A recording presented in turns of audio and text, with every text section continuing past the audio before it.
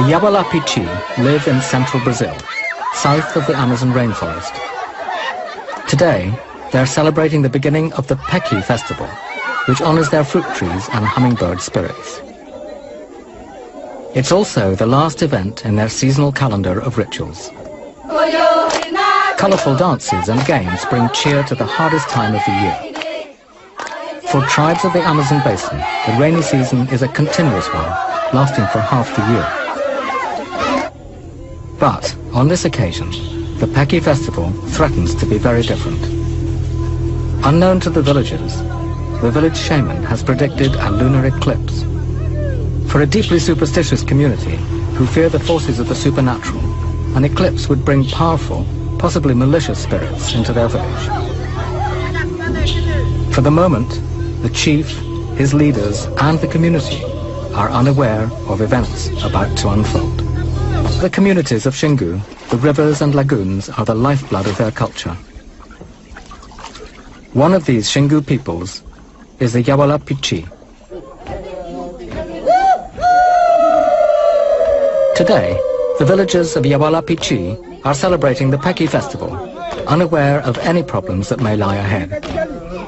The festive games are called Alukaka, which will test the men's prowess and strength.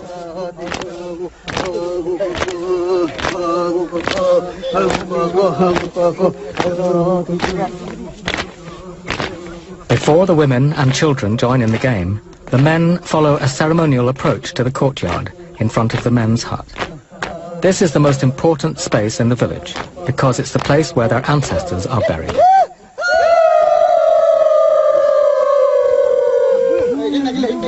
The men have oiled up their bodies in preparation for an assault by the women, and it's Chief Eritana who calls the women to the men's hut. The men can only silently await the frenzy. Women love the Alukaka games. It's one of the few times of year when control swings noticeably in their favor.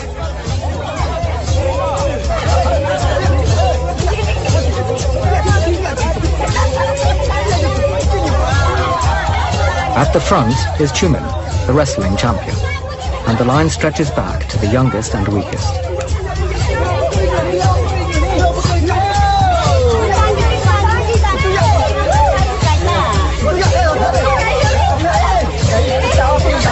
The rules of the game are straightforward.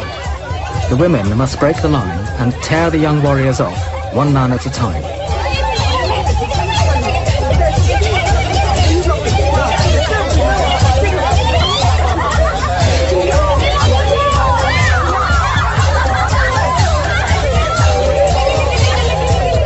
Eventually, the only man left is the wrestling champion. The game ends when the women tear him away from the pole.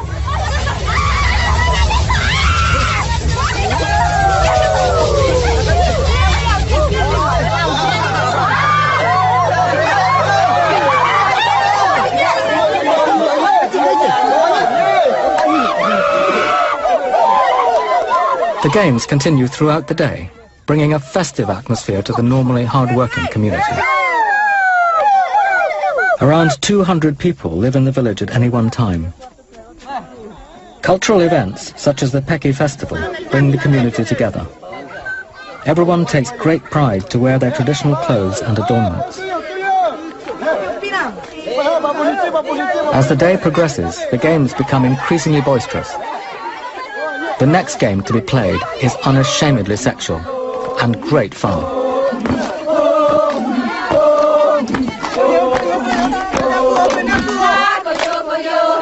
It's a game where genders are reversed. The women pretend to be men, who gang together to answer the taunts of their opposites. Pretending to be women, the men are pounced on by the other sex.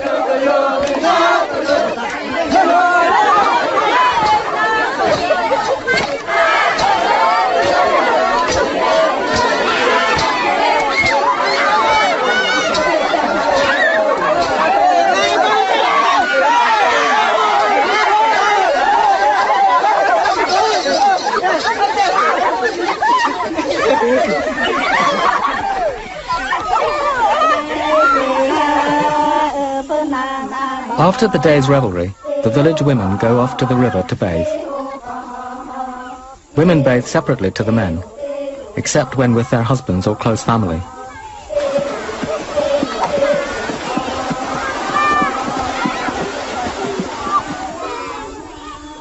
Now that the games are over, the village has quietened down.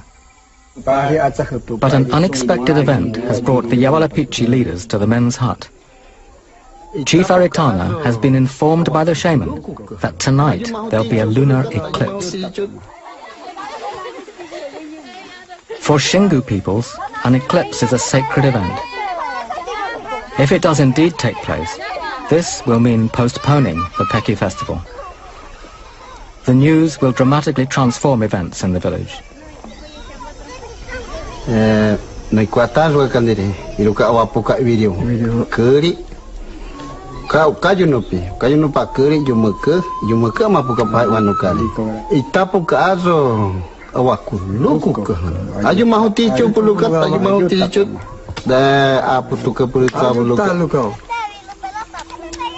One of the first rituals performed during a lunar eclipse involves the young men. They will be whipped as the Earth's shadow passes over the moon.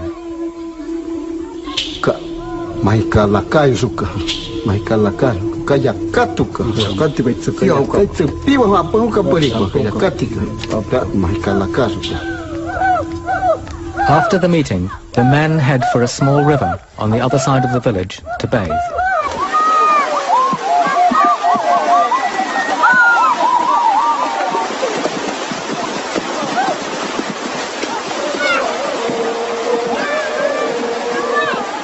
Before the leaders inform the young men that they will later be whipped, they must be sure that the eclipse really will take place.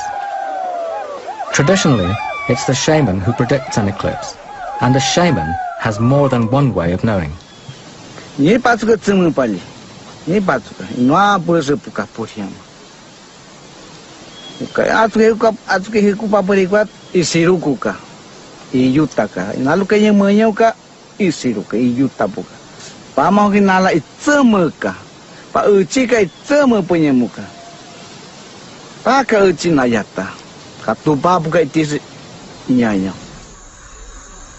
There is another way that a shaman knows of a forthcoming eclipse. Animal behavior is affected by the moon. Though an untrained ear might not notice these subtleties, it's the skill of a medicine man to be aware of these natural signs. The name of the village shaman who predicted the eclipse is Aira. He fears the eclipse. The moon is a powerful creation spirit that will menstruate and even drip blood on the earth.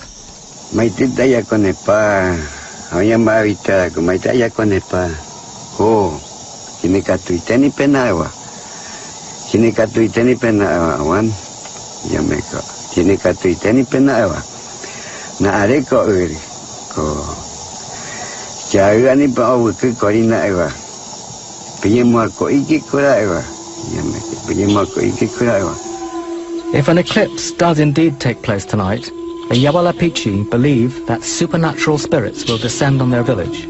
The spirits might bring illness, even death.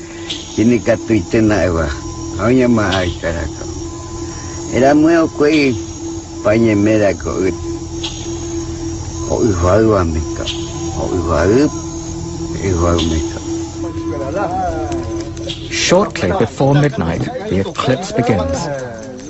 Chief Aritana has already called the young men to the men's hut for the rituals to begin.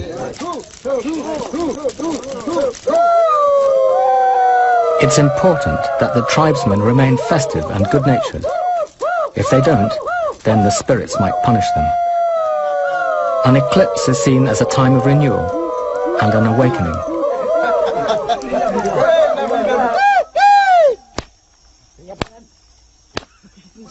As part of this awakening, they begin beating young men in front of the invisible spirits. The spirits are not offended by laughter or jokes, only if they're forgotten or ignored. The whipping is considered to make the young warriors more courageous. They rid themselves of old fears by running off into the dark.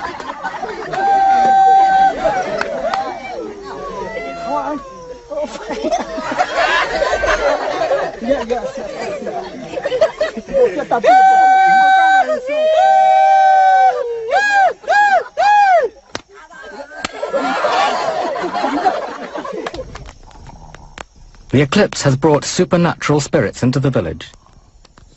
The Yawalapiti respond by playing their most sacred instrument, the Pacu pipes.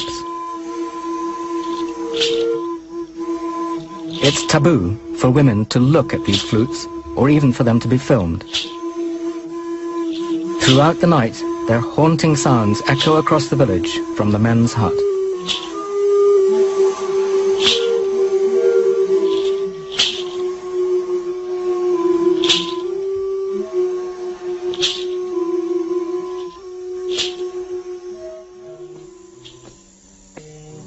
It's the first morning after the eclipse, and the cycle of ceremonies continues. A group of musicians awaken the village with their flutes.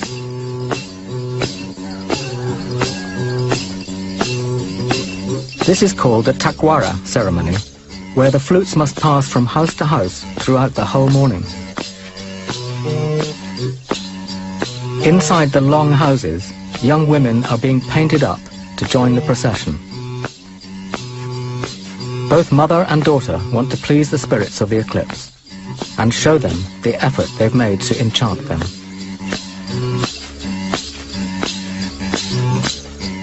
The flute procession continues along the ring of houses, heralding the day of the dances ahead. Grass fibres are tied in a girdle around the girl's waist. A short reed provides the final detail. It's alluring, and it shows off her feminine beauty.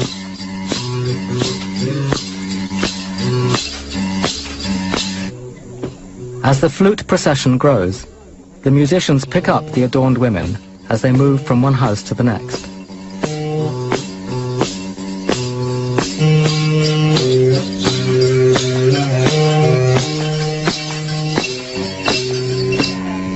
The women of the Takwara stand with their backs to the flutes. They're not supposed to look at the musicians till they join them.